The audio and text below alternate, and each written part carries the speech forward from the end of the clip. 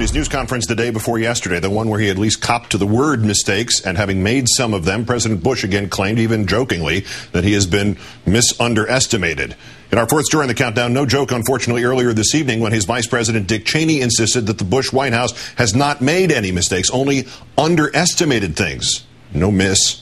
Well, except for the entire premise. The Bush Legacy Whitewash Tour with two participants in today's editions. In an exit interview airing tonight on PBS, Vice President Cheney telling Jim Lehrer, quote, "The argument that this is a failed presidency is just dead wrong," adding that some things, just a few things, have been merely underestimated. The president has also said that he made some mistakes in the last 8 years. Did you make any? Well, make mistakes. I can think of places where I underestimated things.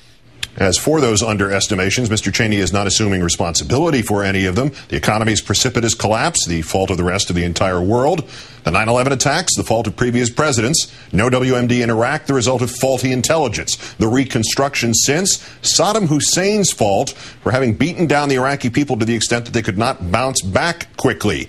So really their fault as well. Oh, and that alleged link between Saddam Hussein, al-Qaeda, and the 9/11 attacks, the vice president is still trying to muddy those waters. He'd killed hundreds of thousands of his own people, and he did have a relationship with al-Qaeda. That's not to say that Saddam was responsible for 9/11. It is to say, as George Tenet, CIA director, testified in open session in the Senate, that there was a relationship there that went back 10 years. President Bush, meanwhile, followed up his last Q&A session with the press with an interview with Larry King, in which Mr. Bush knocked Washington for its tone, especially any criticism of him during the 2008 campaign by Barack Obama and others.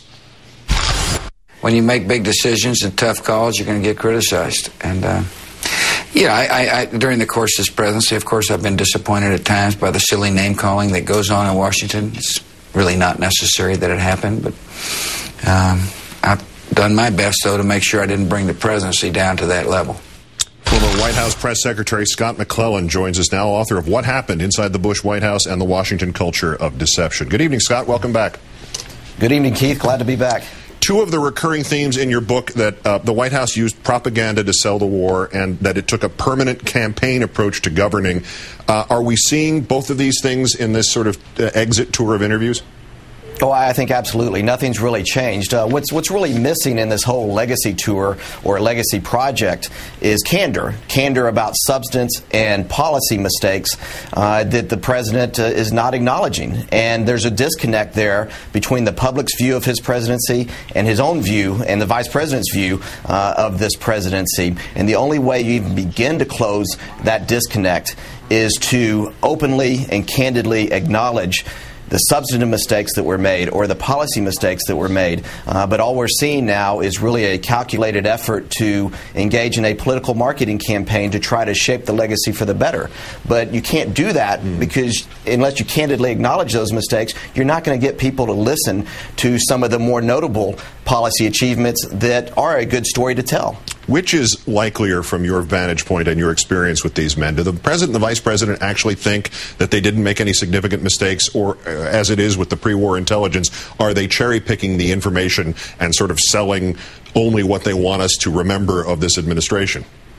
Well, there's probably a little bit of both. I think to some extent they're trapped in this state of denial about their own shortcomings and how this administration went off course. I mean, you heard the vice president talk about how this isn't a failed presidency, that things didn't go off course. Well, the vast majority of the public would disagree with that assessment, and I think the facts bear out that, well, things did go off course. One of the things I wrote about was how the threat of Iraq was overstated and oversold to the American people, and it was later confirmed by the Senate Intelligence Committee. And if they would go out there and acknowledge some of those mistakes, then I think they could go back and talk about some of the successes when it comes to giving more money to Africa for AIDS relief or education reform or other things like Medicare, the Medicare prescription drug benefit, and get people to pay attention. But right now, people are just tuning things out, and the only thing they're doing at this point is really deceiving themselves. And what about Iraq specifically, Scott? I mean, the vice president was also asked by Jim Lehrer if the war has been worth more than 4,200 American lives, and he responded, "I think so."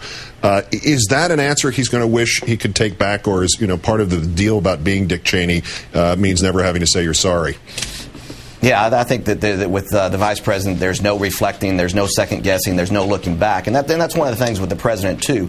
He's not one that's inclined to engage in self-examination or any genuine reflection about things. They view this legacy project as just another way to try to spin things for the better. And that's not the way to look at it. It's been the mistake with this administration all along that you could go out and politically market the war to the American people, and that was the way to go about governing, instead of honestly addressing these issues and talking about the real risk that we faced and the real consequences of the decisions that would be made. I imagine there's not going to be any last-second awakening here in tomorrow night's address from the president?